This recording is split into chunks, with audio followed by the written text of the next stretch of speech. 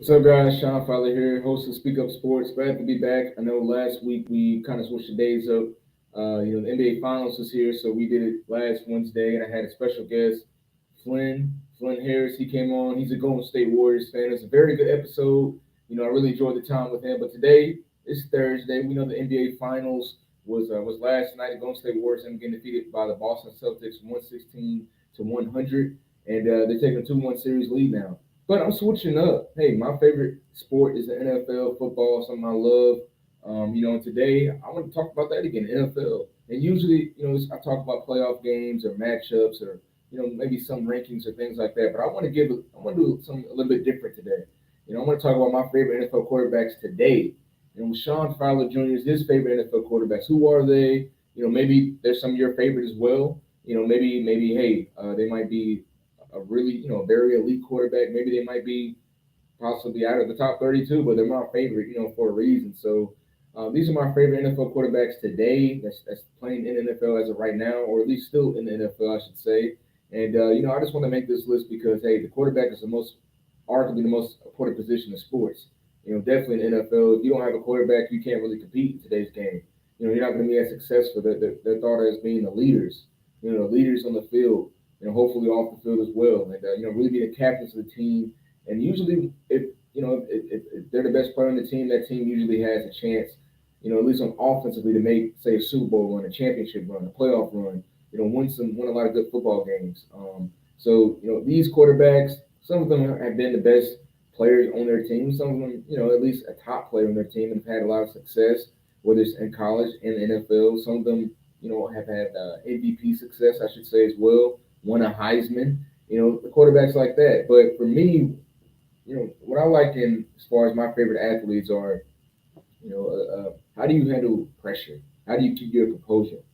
Kobe Bryant's my favorite athlete of all time because of what he did, and handling pressure. When his back was against the wall, when it's the fourth quarter with 5 minutes left, he has 28 points in the game, maybe 40 on Kobe, and he's still trying to. It's 96-99. They're down or they're winning. Can you? How are you gonna? How are you gonna handle pressure when it's an away game too? Floyd Mayweather, another one of my favorite athletes. I should do my favorite athletes as well because that's probably even a more universal subject. Favorite athletes and just football players, but how do you handle pressure? And I really enjoy that seeing my favorite athletes. That that's something I qualify. I should say as my favorite athlete. How do they handle pressure and do they rise to the occasion? Do they fall? Even if they do end up failing, ultimately, say they don't win the game or they miss a game in the shot, how do you respond the next game? How do you respond the next year? When pressure's on you. That's something I really like and enjoy. Because I know as an athlete, these athletes go through a lot, especially in the professional level, the mental. Do I still got it? Can I still do this? So I love redemption stories. So these guys, I'm just going to give you my top five NFL quarterbacks today. Starting with the guy from Philadelphia, went to Alabama. He went to Oklahoma as well. He's a Heisman, I believe, runner-up in Oklahoma back in 2019. And that's Jalen Hurts. Jalen Hurts for me is he's my fifth favorite quarterback. If I had to give a ranking, Jalen Hurts, he's one of my favorite quarterbacks because of again his composure, what he went through in college. This is a guy who was a starting quarterback at Alabama. He had a pretty solid. He was winning a lot of games, and eventually in the BCS national championship game, they ended up facing against the Georgia Bulldogs. Didn't do as well. I think he only had like 50 passing yards in the first half. They pulled him out. I believe he was a sophomore at the time, redshirt sophomore at the time. They ended up bringing in Tua Tagovailoa. We know him now in the Miami Dolphins, and they didn't win that game. And he was happy for the team, but of course, as a competitor, as a leader on the team, like hey, like man, that's you gotta feel it's bittersweet because you got pulled out. They put Tua in, and he won the game as a freshman. And the next year, the reason I give Jalen Hurts credit as well is because he went back the next year for Alabama. Tua Tua ended up getting hurt. Let me just say that against I believe it was the Georgia Bulldogs or the game before that. Same type of environment, everything. And what did Jalen Hurts do? Jalen Hurts ended up leading past that same Georgia Bulldog team, getting to the championship game. Now they ended up getting beat, I believe, against Clemson, that BCS national championship game back in 2018, I believe. And he ended up transferring to Oklahoma. But when all the doubts and all the negativity was on Jalen Hurts, he can't throw the football. I thought he was pretty decent at throwing. You know what I mean? He's a running back. He's not a quarterback. These are all the things that were said, about Jalen Hurts. What did he do at Oklahoma? Had his best season, in his college career. Ended up getting drafted by the Philadelphia Eagles. I'm about to show some highlights real quick. But again, the reason why I respect Jalen Hurts a lot is really it's really because of that adversity. Like I mentioned, handling that adversity at Alabama, going to Oklahoma, having his best season, transferring. He had to wait his turn, but he still showed up when need be. See that bomb against Patrick Surtain, Devontae Smith, one of the players who also went to Alabama. But again, Jalen Hurts, what does he do for the Philadelphia Eagles his rookie season? This is second year. This is the second year the highlights we're seeing right here. But all he did was, hey, Carson Wentz went down. People were saying, why would you get Jalen Hurts in the second round? It doesn't make any sense. But what did he do though? He said, you know what? Hey, it's my time. When he got 4 games, he went 1-3, but he still threw for over what? He threw for over 1,000 yards in 4 games. I think he had about six passing touchdowns, 3 rushing touchdowns. Ooh, you see that move against the New Orleans Saints right there. That's what he can do. He's a dual threat quarterback. He won a couple games and he beat the Saints. I believe his first start, he beat the New Orleans Saints who ended up making the playoffs that season. And then his second year, Jalen Hurts had over 3,000 passing yards, 22 touchdowns. Excuse me, 16 touchdowns, I should say, this past season. And in total, he has over 4,200 passing yards, 22 passing touchdowns, 13 picks, and over almost 1,400 rushing yards as of right now, in his career so far. So Jalen Hurts, I mean, I feel like with him, he can continue to get better. Jalen Hurts can continue to grow and get better as a quarterback. Again, this past season was his first full year playing. So he's still a young quarterback, and I understand a lot of people say he's not the most accurate quarterback. My dad's a diehard Cowboys fan. He said he's really a running back. He's not a quarterback. He's not concerned about him. But something that I like about Jalen Hurts is again his leadership, and he has a light, man. I don't know. I don't know what it is, man. He's just special. He's going to make plays. I wasn't surprised at all by him having even some success in the league so far. A hot take that I had coming in when he got drafted was if him and Tua Tagovailoa, if he gets a start, if he gets an opportunity to start, I could see him having just as good a season as Tua. And a lot of people were saying, "Man, you're crazy. That's a wild prediction," because Tua was known as that guy who's supposed to save Miami. But I said, look, I don't see that big of a difference between Jalen Hurts and Tua. I think Jalen is a better runner. I mean, their arm, both of them can get better as a passer, but I don't really see that much of a difference. So, with Jalen Hurts, man, I like him. He's my fifth favorite quarterback in the league today. I think he's he can definitely be one of the best quarterbacks soon as he, continue to develop his pocket game and also continue to, I feel like if the Philadelphia Eagles give him opportunities and stop being so one-dimensional with the passing, the screens and the bubble routes, now that you got a guy like A.J. Brown, a friend of his that came from the Tennessee Titans is on the Philadelphia Eagles now, he can be really successful, and develop more as a quarterback. So that's my number 5 right now. We'll watch one more play real quick. Jalen Hurts. Look at that pocket presence, man. Boom, throwing on the run. So that's my number 5 right there, Jalen Hurts. Number 4, I'm going to go ahead and go to another guy who's a Heisman. He won the Heisman, I believe, back in 2017. Somebody who they call the new Michael Vick. You guys probably already know by now. Somebody as well who hold on, I already spoiled it. It's okay. Somebody as well who I believe is elevating the game, who's won an MVP in 2019. That's what I'm going to show some of these highlights from. That's Lamar Jackson. Lamar Jackson, every time he comes on, every time he's playing, you got to watch. It is similar to Michael Vick. I grew up on Vick. When I was 7 years old, I remember watching the Atlanta Falcons 1:00 game right after church. And it was just special to see Michael Vick play. It was special to see what he can do. I just knew he was gonna make somebody shake, and I feel like a lot of guys my age, the reason we love football is because Michael Vick. That's like we didn't have to play quarterback, but when we played quarterback in the backyard, it's Michael Vick juking out guys, throwing touchdowns, wearing the number 7, I believe. At least the black culture, just probably period.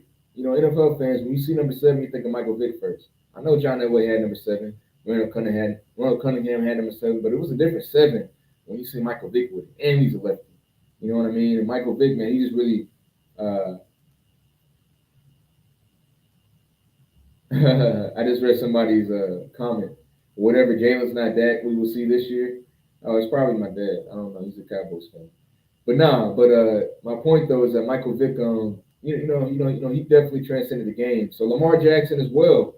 To me, if we're going to talk about speed, I think Lamar might have Michael Vick when it comes to his speed. But the reason I like Lamar Jackson is because, hey, like I said, he might be the new era of Michael Vick, right?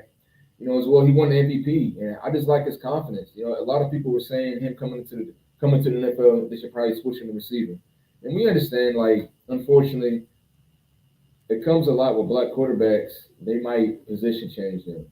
The Pat Whites, the Devin Gardners, if you guys even know who those are. Oh, had some success in college in the 2010s.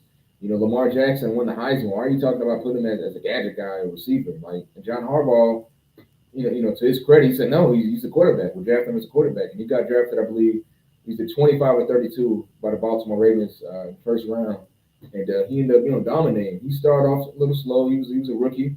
He didn't start. Joe Flacco was the starter at the time, but when he got his shot, he won games. And Lamar Jackson, I believe his record, his first 4 to 5 years, I think he set a record with winning the most games, at his age or something like that.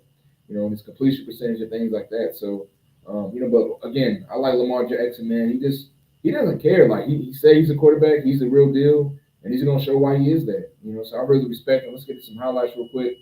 Um, this is against the Seattle Seahawks. I remember this is his MVP season. We see what he can do. Obviously, coming out the pocket. And look, most quarterbacks would have slid after they got the first 15, but I love that because he cut back in and got an extra 10 yards right there.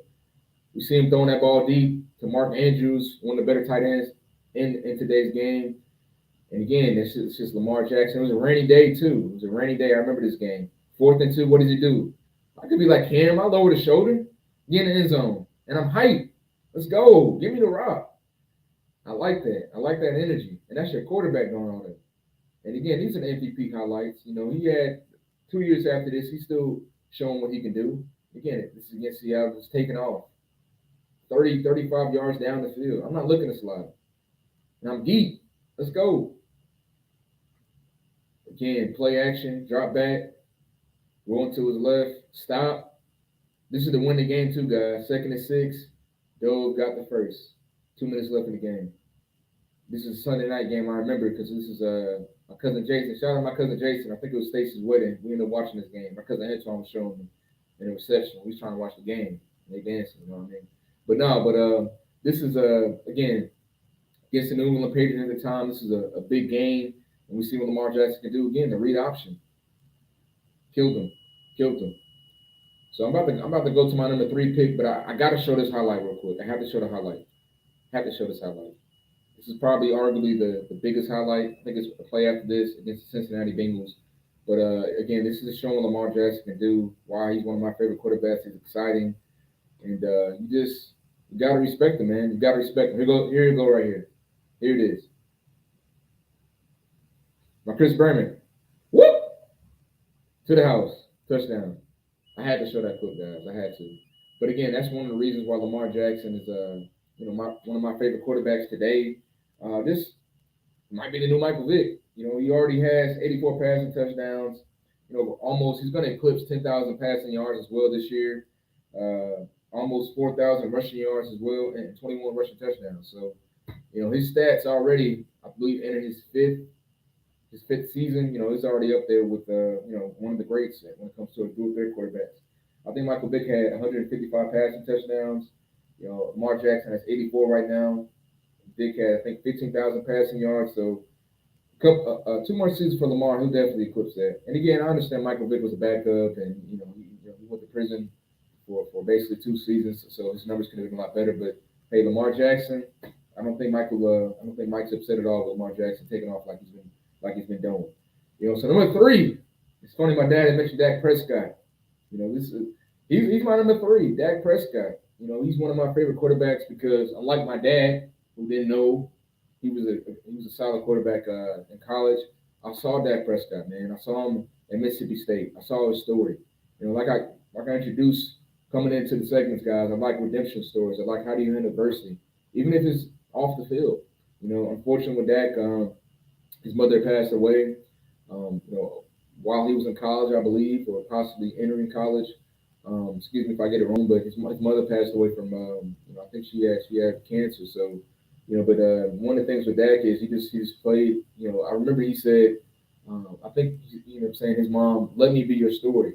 And that's something I had Dak actually as my screensaver. People don't know. I had Dak as my phone screensaver, pointing up, basically towards his mom saying, "Let me be your story." Basically, just really inspiring and playing through her. The remembrance of her, and things like that. And one of the things I like about Dak is, again, Mississippi State isn't necessarily known as one of the bigger football schools, but they were ranked number one with Dak Prescott. I believe they were 7-0 or 8-0, and they were ranked number one as far as the college football rankings when he was there, his senior season, I believe. And Dak, I was like, hey, this dude is special.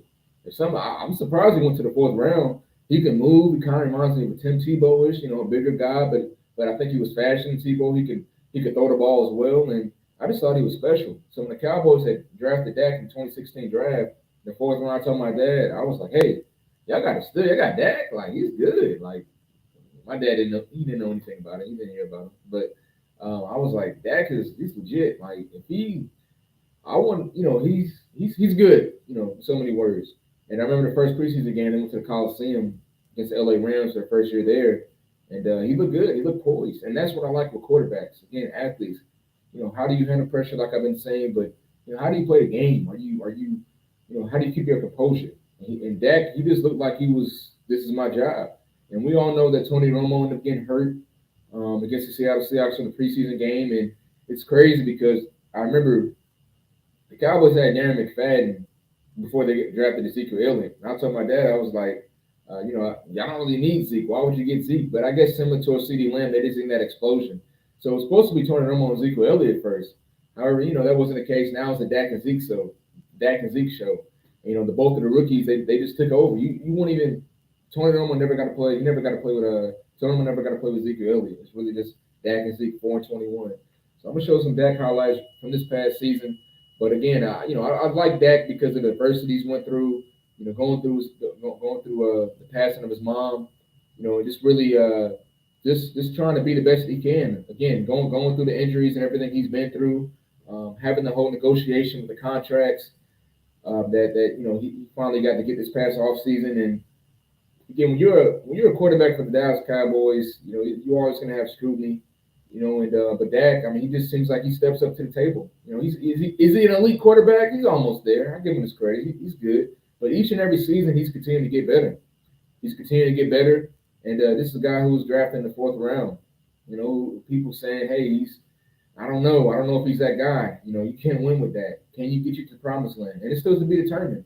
However, we got to give him credit. Without Dak, the Cowboys would stink. And sometimes they stink with him. But they would definitely stink without Dak Prescott. And the good thing about Dak is there was no drop off, with his game. When he came in to play for the Dallas Cowboys and Tony Romo, messed up his bat, there was no drop off. Yes, Tony Romo, there's certain things he can do that probably Dak hasn't adjusted to as of yet or his rookie season, no. But at the same time with Dak, I mean, there's things that he can do that Tony Romo just can't do.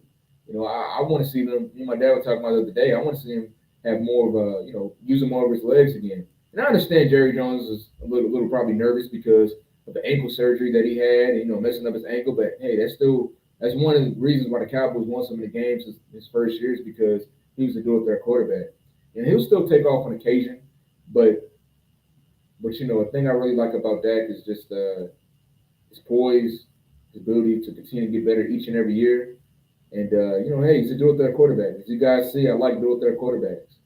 I feel like if you're not one dimensional, you can continue to move the chains and just be the best you possibly can be. It hurts the defense.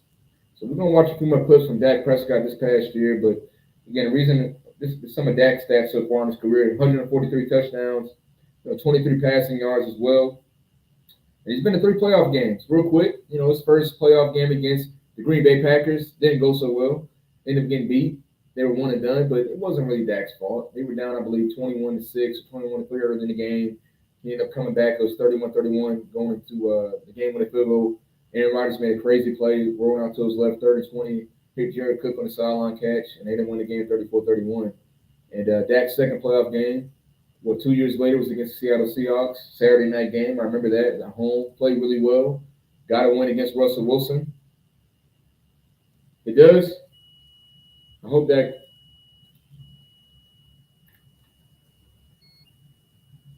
Oh man, somebody said Dak's clip has copyright issues. I don't know if that's a joke, but I'm gonna take it off. It's cool. But Dak ended up winning against Seattle, and then the next week, excuse me, he has 4 playoff games. And next week they end up playing against the Los Angeles Rams, division round 2018. End up losing that game. And this past year, again, lost against lost against San Francisco 49ers. 23-17. Of course, Dak ended up getting bumped by the referee, and it didn't go so well. But they ended up losing. Oh dang! I wonder why it has copyright issues. I guess they let you know. Well, I'm gonna finish anyway. I turn it off. I turn it off. I'm gonna finish anyway. But with that being said, guys, Dak is my third favorite quarterback today. When it comes towards number two, we'll go ahead and say it's one of the guys who got drafted 2011. He won the Heisman as well. Okay, cool, cool, cool. Read the comments. Yeah, so he won the Heisman in 2011. Came from came from the Auburn Tigers as well. Drafted to the Carolina Panthers. Cam Newton, man. You see, I got the football here. One of his favorite celebrations was handing the football out. Excuse me, to the kids in 2015. Always hand the ball out to a fan. The thing I love about Cam, man, I said love. The thing I love about Cam, you see my voice getting excited because he is exciting. He's exciting. He's electrifying. It's rare we see a 6'5" quarterback, 250 plus, being able to run and throw the ball. Yes, Vince Young does come to mind, but Vince Young didn't have a career Cam did, obviously. He didn't win an MVP like Cam did. Cam has the most rushing touchdowns in NFL history at 75. He has over 32,000 passing yards, 5,600 5,628 rushing yards as well, and 75 rushing touchdowns. I mentioned that. 194 passing touchdowns as well. So, with Cam, I think he's one of the best dual threat quarterbacks of all time. Yes, like I mentioned, his height and his weight. Anytime it came in the red zone, Cam was definitely somebody that, hey, he's going to get the ball. He is the running back right now. They're not gonna hand off to the running back. He's the running back. He's gonna truck me. He might do a flip. He's gonna dab on me. He's gonna do something like that, and he's gonna get in the end zone. And the fun thing with Cam is at his peak, at his prime, he was just. It's like it's something we didn't really see. And I know I just mentioned that, but when I think of doing their quarterbacks, like I mentioned before, I think of the Michael Vicks, Randall Cunningham's. I'm trying to name guys before him. Mike Vick, Randall Cunningham, maybe Steve Young as well, if you guys remember him, the younger viewers. Warren Moon, I guess, to a degree. McNabb, Steve McNair. Those guys can run. They can move the chains. Michael Vick was really the first super fast quarterback, I believe, in the NFL. But Cam brought some of that speed too, not to the level of Michael Vick, but he also brought the fun, the dab and the celebrations, putting the Carolina Panthers on his back. They were the losers before Cam. They had that Super Bowl run, Jake Delhomme, Steve Smith in 2003. They were okay in 05 as well. But after that, the Panthers, who? So Carolina really put the Panthers back on the map. As a Falcons fan, I see him twice a year, so I really know what he did. I'm gonna get some highlights real quick as well with Cam. But yeah, when it came towards Cam, it just again it was excitement.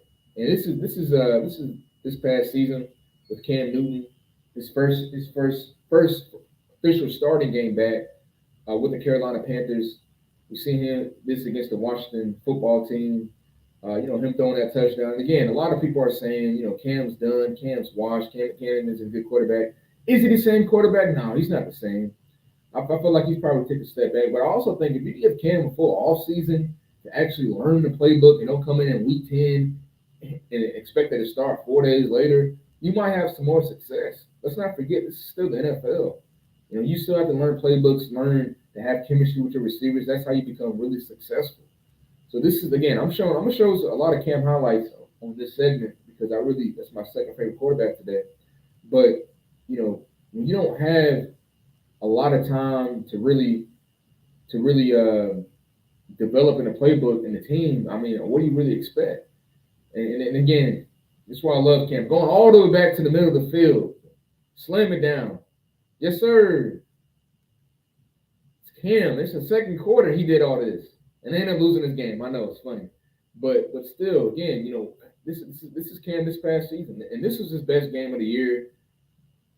With him playing for the Carolina Panthers, but I believe if Cam has the right situation, he can still be effective. He can still run. He's not as fast as he once was, but hey, he had 13 or 12 rushing touchdowns for the New England Patriots a couple seasons ago.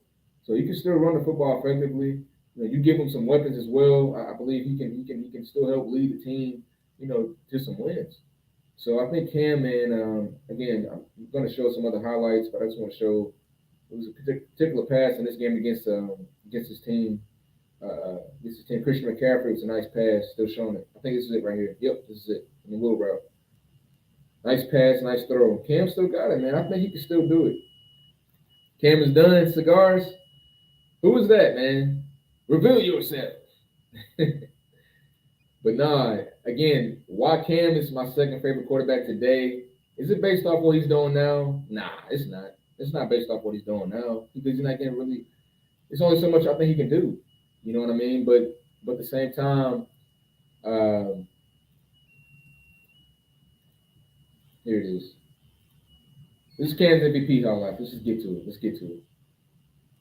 But again, Cam, one of the reasons why he's my favorite quarterback is just because, hey, he's a dual threat quarterback.